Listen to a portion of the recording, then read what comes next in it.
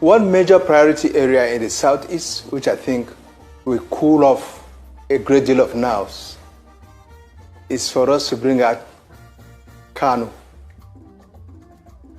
that gentleman. Pull him out.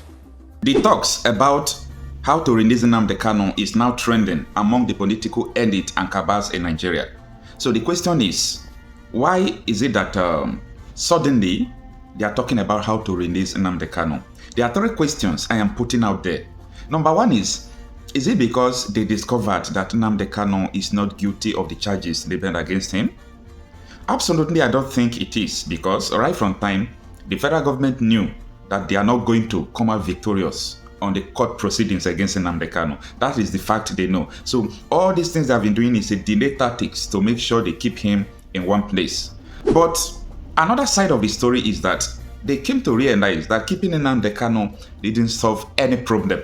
In other words, this man is not the main problem. Number two, is it because the Ohanese and well-meaning Nigerians are appealing to federal government to release Nnamdi Kanu? Absolutely no. Right from time, there have been diplomatic and political quests for solutions to release this man, but federal government did not heed to them. So it's not because of any diplomatic move or political move at all. Now, the third question I want to ask, and that could be the reason why they want to release Nnamdi Kanu, is that the fear of Simon Ekpa, because Nigerian army have briefed Tinubu time without number that the problem they have now in the southeast is Simon Ekpa. Whether it is true that Simon Ekpa is a problem or not, I don't know. But they are scared about this man. So the question is, if not this man, they won't be talking about the release of Nnamdi Kanu. I want you to take your time and watch these clips. Just take your time and watch them and think about the meaning of these clips you're about to watch. One major priority area in the southeast, which I think will cool off a great deal of nerves, is for us to bring out Kanu, that gentleman. Pull him out. Stop this incarceration. I know some of his pronouncements or maybe lines of actions and so on were offensive to the Nigerian state, and there was a need maybe to take certain actions. But you see, Nigeria itself is a family. That's my picture of Nigeria. When parts of the family feel offended, as a father, as parents, you sit the gentleman down, you sit the child down, and try to find out what are the problems. How do I help you? You don't like the Christmas shoe we bought for you? Okay, we'll get you a new one. Would that solve the problem? You don't like this meal? Can we fix another meal for you? Can we start talking with Kanu? Can we start talking with ipob? Can we start talking with other groups? I think a conversation with some of these teams would go a long way in addressing the problem. We mustn't at all times apply the stick. Bring in some carrot at times. And let's see a carrot and stick diplomacy at play. Okay? We can do that. And I think if we do that, the southeast, the situation in the southeast will be highly doused, frankly speaking. All right? Further incarceration only make him more and more relevant, only heightened the heroship over him. He is a hero now, whether we want to accept it or not. And we made him the hero. Right. We have made him a hero in the southeast. If he comes out now, he's wise. He can contest for governorship in any of the states.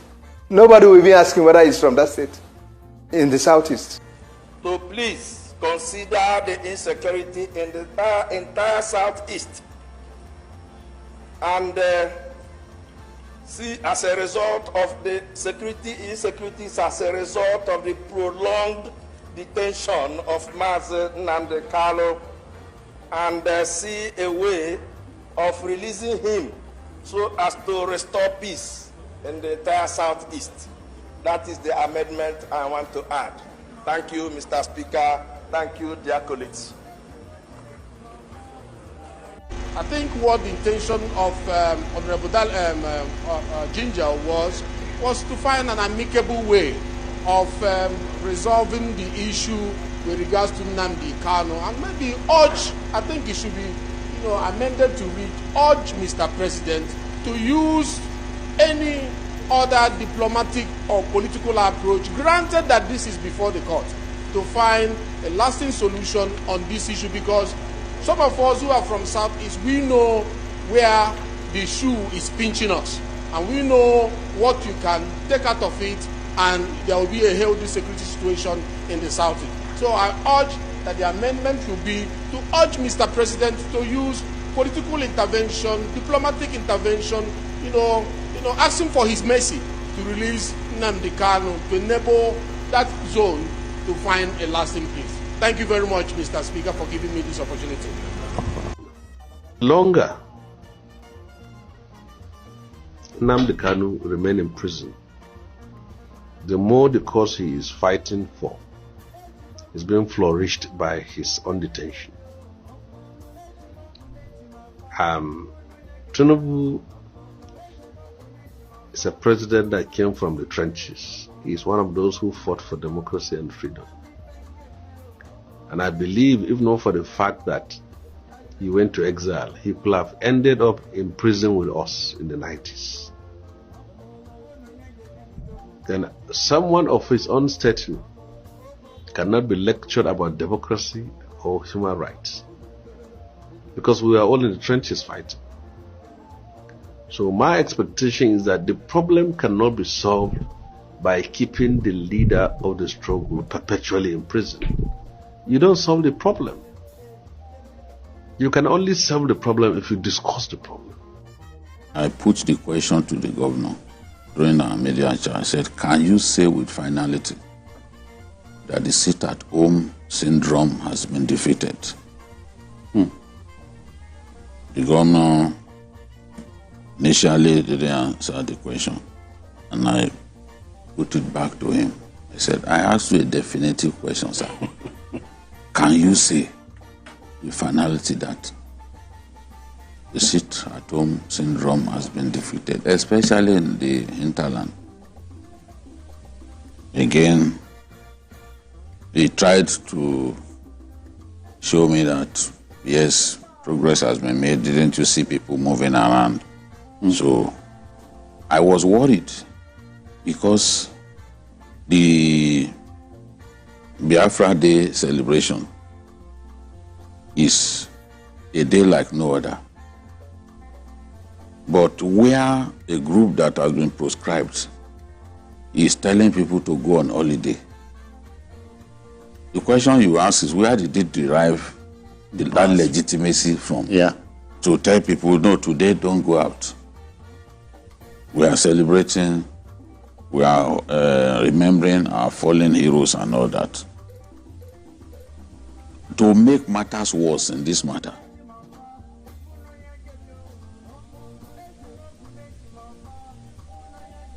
Simon Ekpa, on his part, said the sit-at-home is not going to be for one day, that it will be from the 29th to the 31st of May. Now you can imagine keeping people in their homes, telling people not to go out for all those days. How would people feed? How would they survive? Staying indoors for a people who are very enterprising, who are not. Security post in Aba killing 5 soldiers and 6 civilians during a shootout. Your thoughts? I think it was one of the most cowardly acts that has been carried out recently. It's quite sad, because it's like 1 year down the line, we still have the security challenges. But what bothers me here is that they came in 3 tinted SUVs, Prado. Everybody knows how much a Prado cost. That should tell you how much these people are, how they're being funded.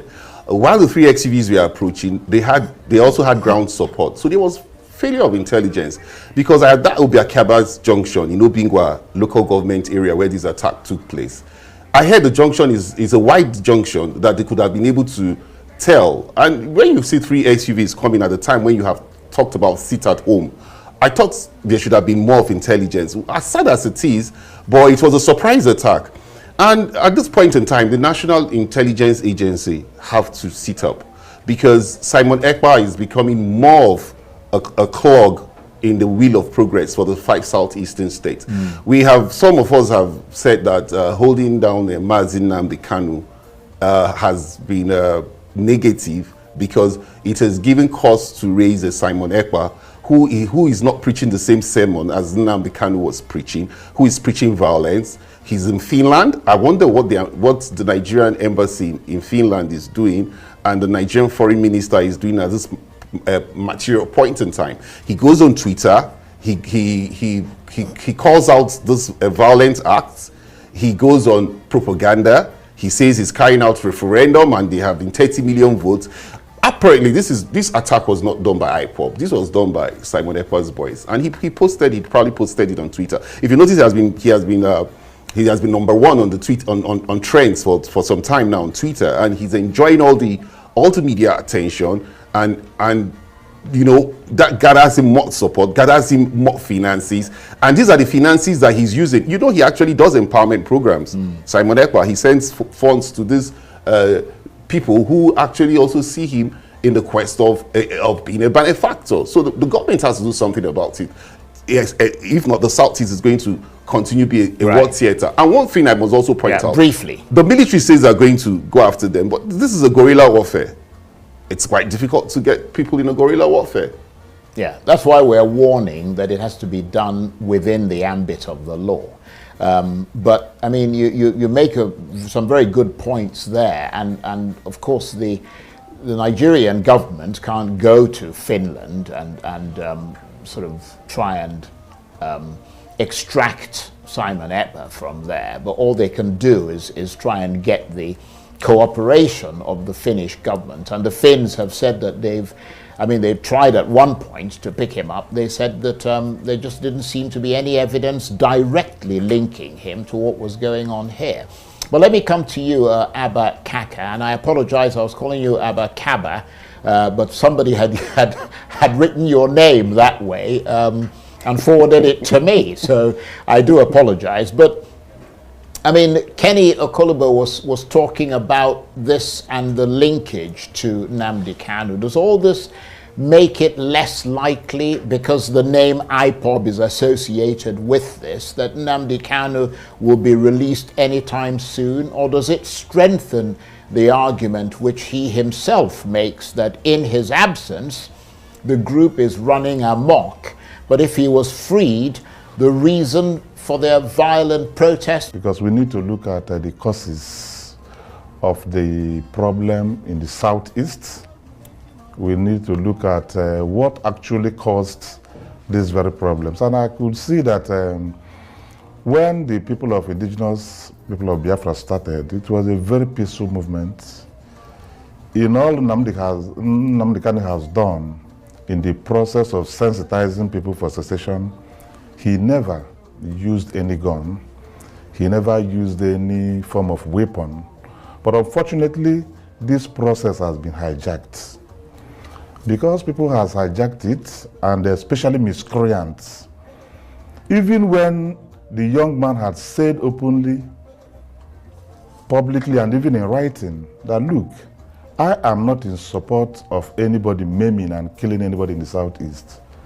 But the likes of Simon Ekpa could not see any reason with that. Okay, so now that you mentioned Simon Ekpa, he's somewhere in Europe living his life and dishing out orders from that part of the world to people that live in the southeast. And mostly he's being obeyed, or he has people that carry out his orders. Why do you think the southeast governors have not done something about Simon Ekpa specifically? Obviously, the man is powerful and people are listening to him on the ground. Well, the Southeast governors could appeal to the Attorney General or the President, because the law is very clear. What the federal government ought to do is to seek a way to extract the Southeast. All right, a political solution you say, but it's not only Nnamdi Kanu that in time past has found the flames of IPOB, but you and I know that Simon Ekpa, all right, regardless of of Nnamdi Kanu trying to bring a little bit of sense into all that has been happening. We've had Simon Ekpa actually fanning the embers and actually probably stoking people to go out there and continue what they've been doing.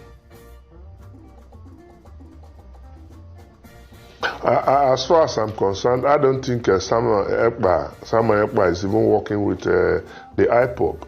If he's serious, he should come back to Nigeria and begin to ask his people to lead. You cannot, stay outside Nigeria and directing misguided people to be committing heinous crime. I also Mr. believe Ejiofor, that government should enter.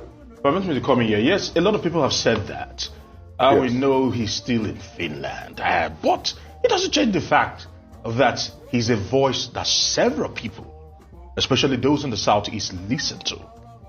So saying that he should come, he should come back. Well, that's probably not a very, very realistic move, but he's still a voice that people listen to, especially those in the southeast. Yeah, it's a voice. It's a voice. If you remember what I said, it's a voice to misguided elements. It's not a voice to reasonable people. But I can be listening to him. Most people cannot be listening. But some of these people who have been brainwashed will be listening to him. But he's there enjoying himself. I also believe that this time government should enter into negotiations with the country where he's operating from and see whether he can be repatriated and to enable him face trial, because what he's doing is worse than what Nnamdi Kanu was doing. So he should be brought back for trial. So what is the way forward? How do we prevent this from happening again, whereby we have non-state actors attacking our military personnel? How do we stop it, not just in the southeast, but in all parts of the country?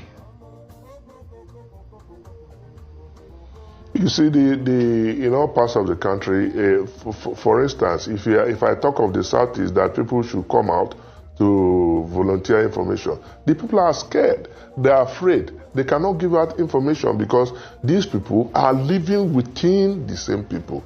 So our security agencies should intensify efforts to flush out these elements from their hideouts. And once that is done, because I was watching a video on Arise this morning. They were parading themselves. In DSS, called a meeting of all the leaders of the Southeast and said, this is what Nnamdi Kanu said, that he is not part of this. Yet, every Monday, what happens is this. A few miscreants, and I use the word advisedly, come out, shoot and kill one or two people and run away and video it and send across the whole of the southeast, and everybody is now scared. The governors we met, all of us in the National Assembly we have met, everybody has condemned it. I need the Senate to know that there is no one in the southeast except the criminals who support this sit at home. Their modus operandi is simple. It's just terror. I have called the market leaders in Abia and I said, you can't continue to stay away.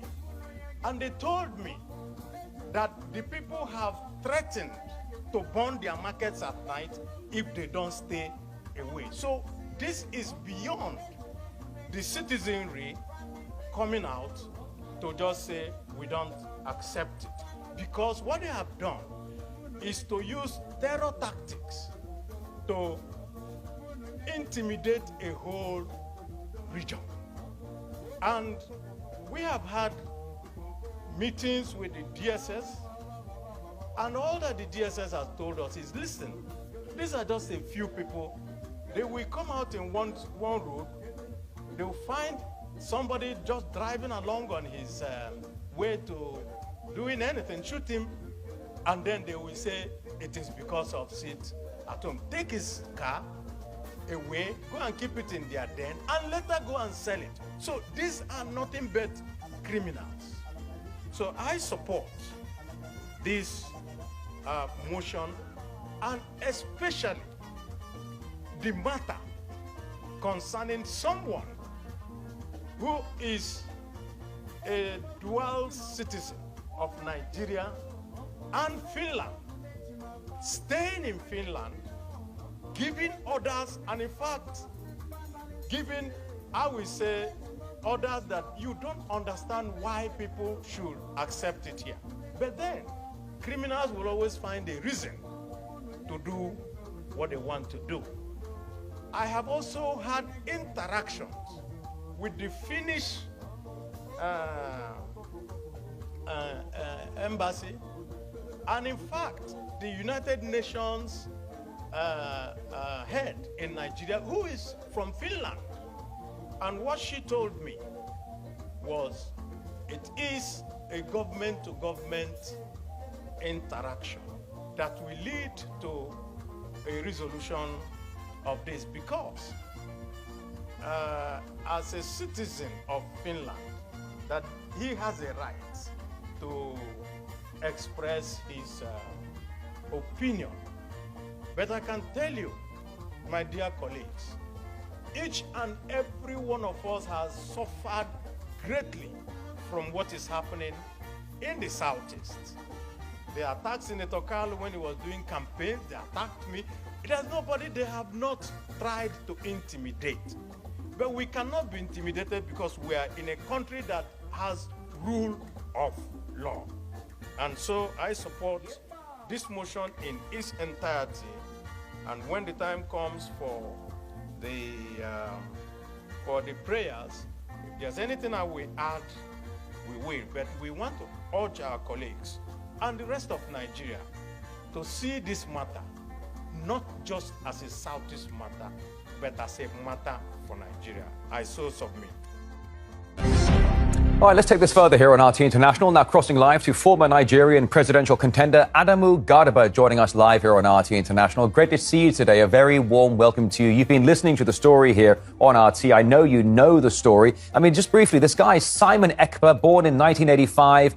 They say he's a Nigerian-Finnish lawyer and a political activist. He's accused of essentially running a separatist movement from his home in Finland. And Nigeria has demanded that Finland take measures against this activist. Why does the government see the activist as a threat, Adamu? Because, you know, what the activist is building on is something that started since 1966 in Nigeria, when we had the first civilian war that is called Biafran War, when some generals in that area decided to want to secede. Then a civil war was ensured, and suddenly there was unity. But most recently, one man that was termed and adjudicated as a terrorist in Nigeria, who is currently serving in Nigerian jail, Mr. Nnamdi Kanu, started the movement in the name of ipob, that's indigenous people of Biafra, to actualize the dream of that secession. He was tamed, jailed currently in Nigeria. And suddenly you now have this man who is sitting in Finland, was able to leverage on social media platforms to continue to stir violence and encourage killings and destruction in that part of the country that have known no peace for so long time. Simon Ekpa leveraged on social media. He lived in Finland, he paid Finnish tax and do everything well in Finland, happily with his family, while causing trouble and making people here to be killing each other. When that happens again, he will carry the footages of the killings and publish on his social media handles. But Mr. Garba, sorry, I mean, can I just jump in quickly? I mean, do you think this guy, Simon Ekpa, is working alone? Because there are some reports saying that he may have a sponsor, but that claim has not been substantiated. What do you think? I mean, are we talking about a guy on his own, or is he getting support from somewhere? There is no way you would disconnect the wide-ranging network of this Biafra movement across the world. It is there. But one thing that surprises us is the fact that he is living in a self-acclaimed democratic country, a democratic model, Finland, and the country that Nigeria have a very strong strategic relationship with them. And this man is threatening to disrupt a democratic process in the coming election that is happening in just 7 days from today. He insisted that he will ensure that his activists are armed and they will go to the street, fight, destroy, and stop every other person from going to exercise their freedom of expression and voting.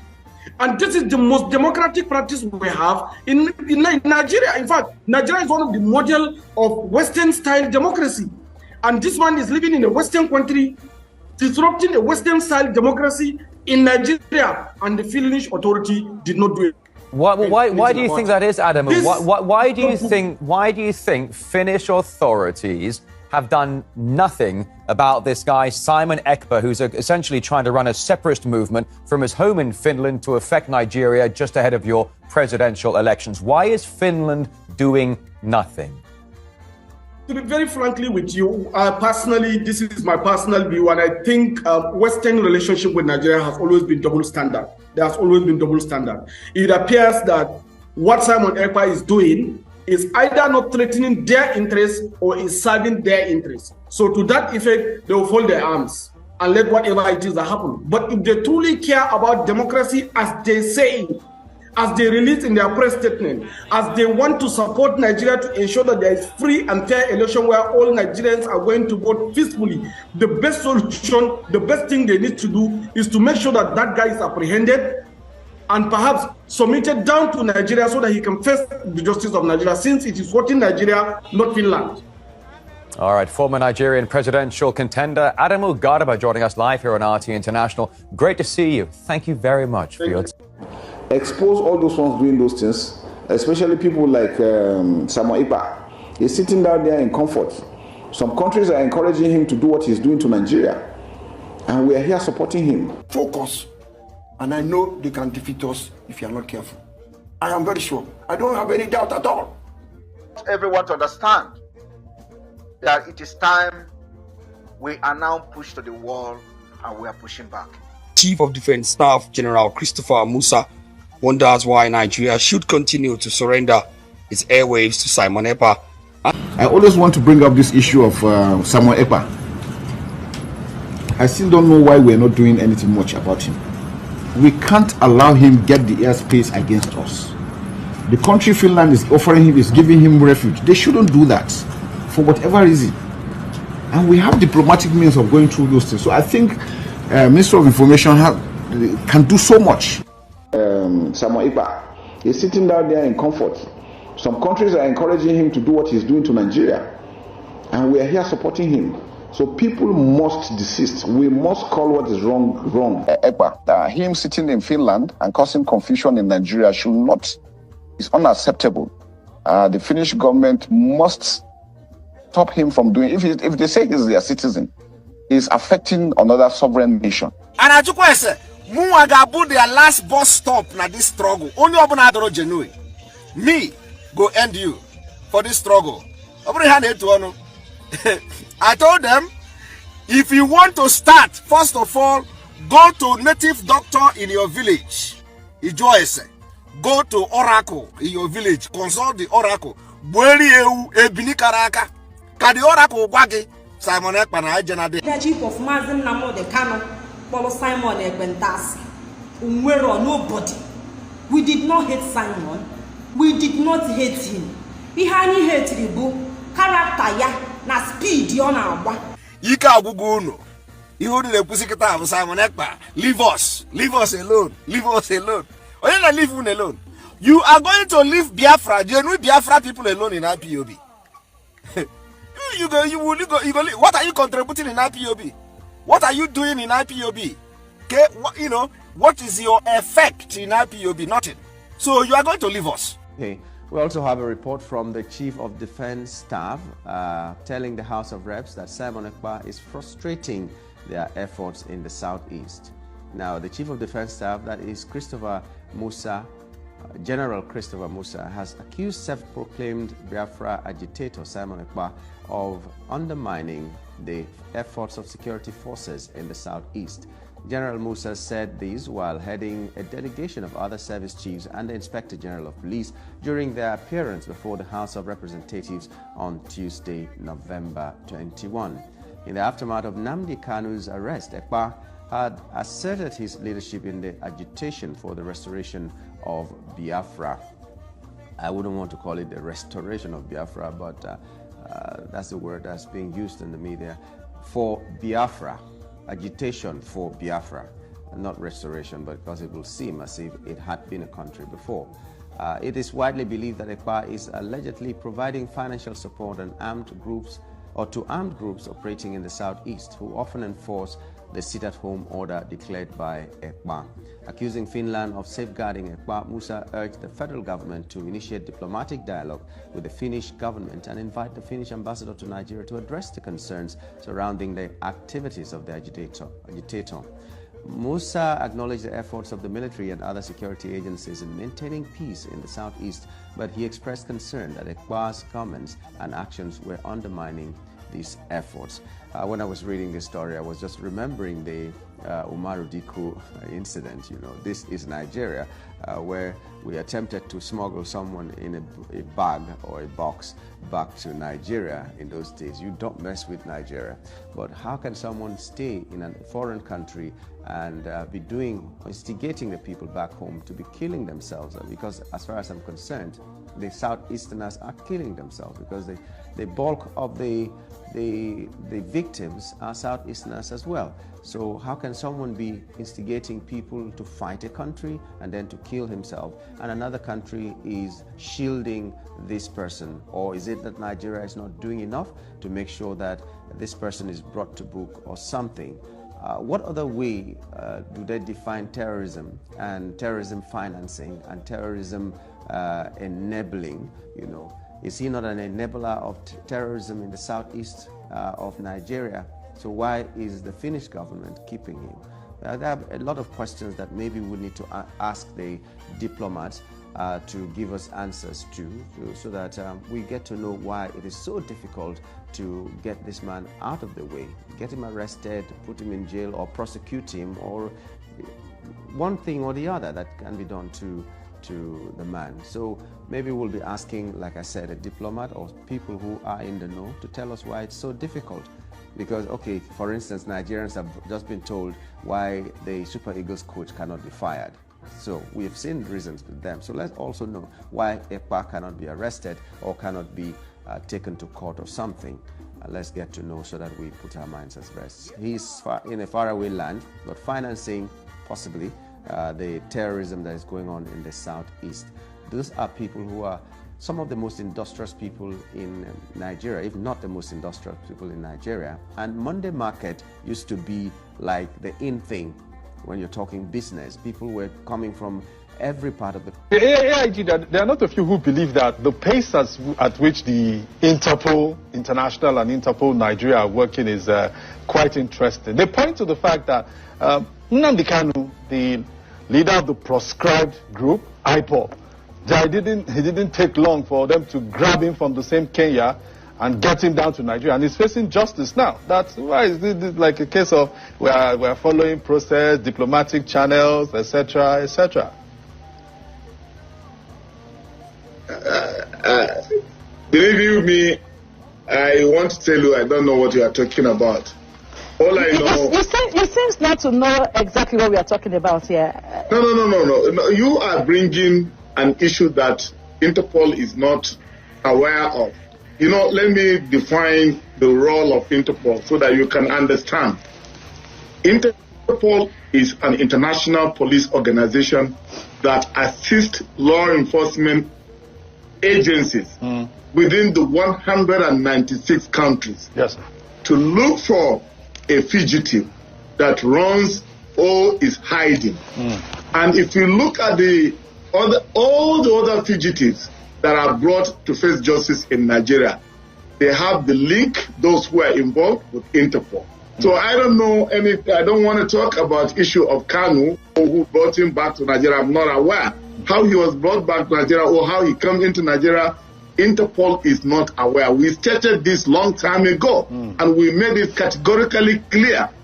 So it's not a question. There are what we call police-to-police relationship, international police cooperation. Another police, it does not necessarily bring Interpol. Okay. If one police and another exchange, a suspect is running from them, they can have an international police cooperation. That out of the scope of Interpol. Okay. But however, if a notice is given to an individual, like blue notices, when the inmates in Kuje prison escaped, yes, we did a biometric capture of those suspects, and we shared it with international communities. We shared it with our law enforcement agencies. Many of them were re-apprehended because we have their biometrics. Now, in the issue of red notice, where a red notice is issued under the federal court that issued that notice of arrest, that is warrant of arrest for such international. Yes. It will go to the Interpol, we'll process it, we'll look at it, we'll look at the charges, and then we'll issue a red notice. Okay. On that red notice, we bring back the culprit to face justice because all the 196 countries will be looking for that individual. We would sincerely like to thank you, retired Assistant Inspector General of Police, Garba Umar, who is currently the Vice President of Interpol, Africa region. Thank you, sir, for coming on the News Hour. Thank you for having me. Let's talk about the Southeast. We have a peculiar threat in the Southeast. Some people insisting that no one should go to work on Mondays, and they've been killing soldiers, especially.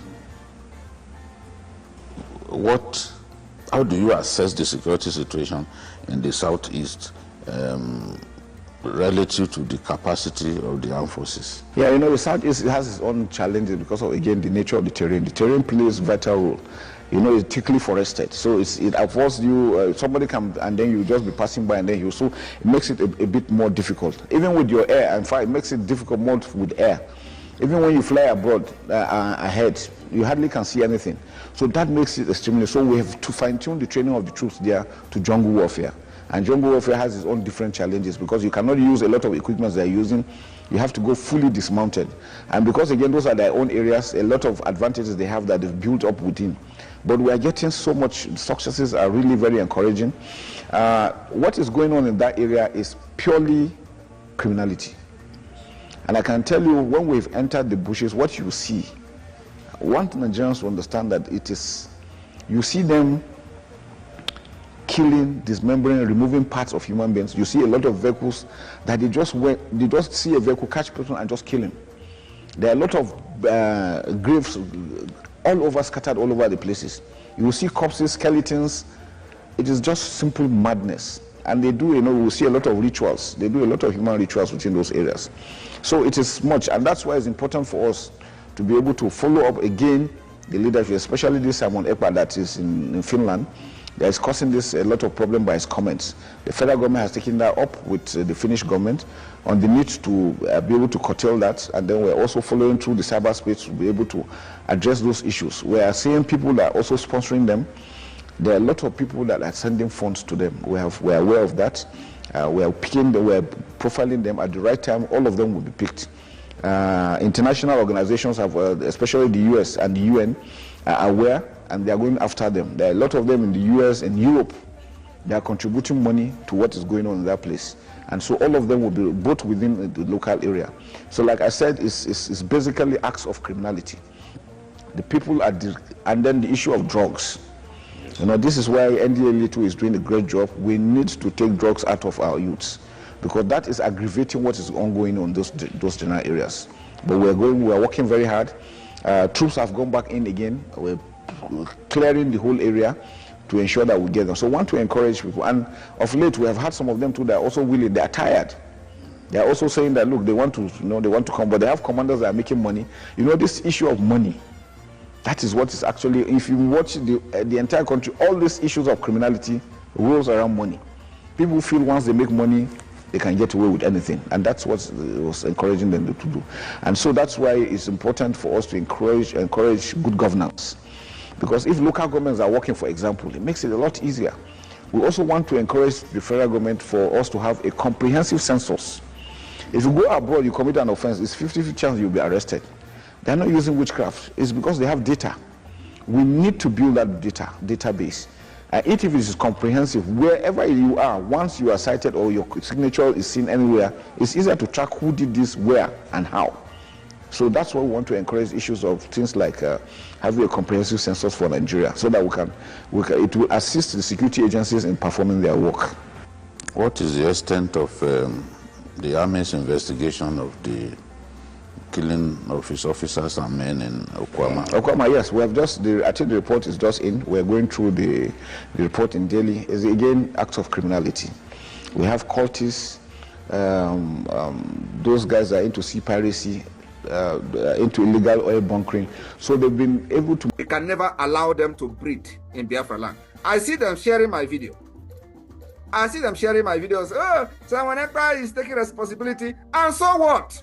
We are at war. Do you think we see military in checkpoint? We go and start giving them pure water. They will collect water. It's war. And I have said it. Musa have declared war. He call it jungle welfare. All these videos are evidences. In case any day they come tomorrow and say Simon Ekpa this, we have evidences that they have declared jungle welfare. And we are in guerrilla warfare. It is war. So kill me, I kill you. And when we kill them, and it is public, they start crying. Like I said, no military checkpoint is allowed in Biafra land. If you are still standing in a checkpoint today, don't worry, your day is coming. This is what I'm going to drop here. And the only way is that Nigeria must pay for all the killings of Biafra. We have everything documented. And I would like the media team, after this particular outing today, quote those particular annexes we have shared to almost every countries of the world, including European Union, United Nations, and all that. They can avoid, trying to know about it. To all we care.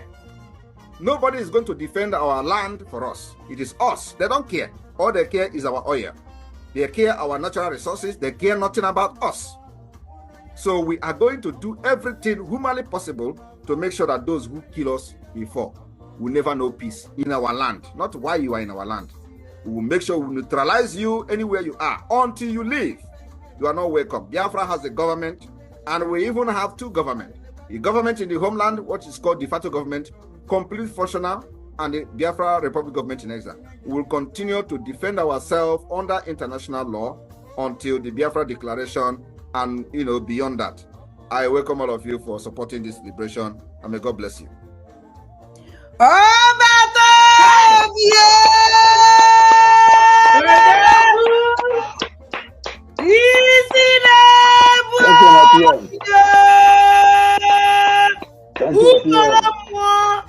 Our leader.